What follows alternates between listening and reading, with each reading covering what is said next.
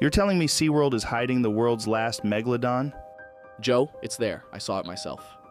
It all started when I was in my sophomore year of college and I landed a summer internship at SeaWorld.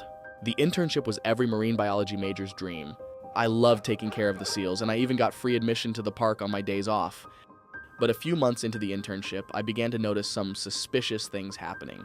It seemed as if the food stock for the seals kept disappearing. Then some seals themselves, along with other small animals, started to disappear too.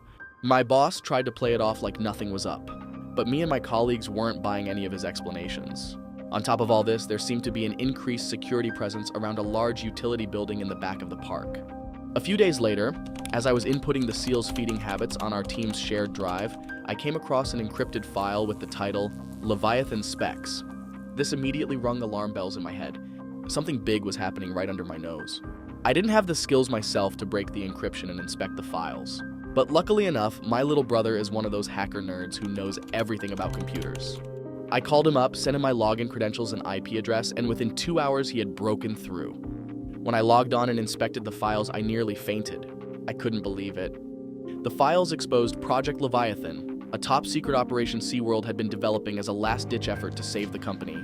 Apparently, over the last 10 years, SeaWorld's profits have been crushed, as marine activists lambast them and the company continues to fall behind in competition with Disney and Universal.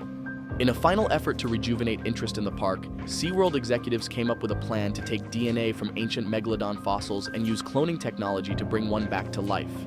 Encrypted emails revealed that the cloning had been successful, and the Megalodon was currently living in the utility building that I had been weary of. After reading this, I knew what I needed to do. I ran to our employee break room, stole a security guard outfit from a locker, and darted my way to the utility building. Surprisingly enough, the unsuspecting security guards opened the gates for me and let me walk right in. After navigating a few hallways, I found my way to a massive open room in the back. I opened the door, and there she was. It was astonishing.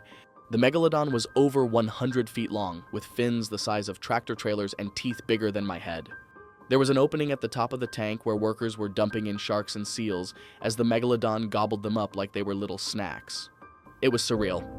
I used to think I would only be able to see a Megalodon in my marine biology textbooks.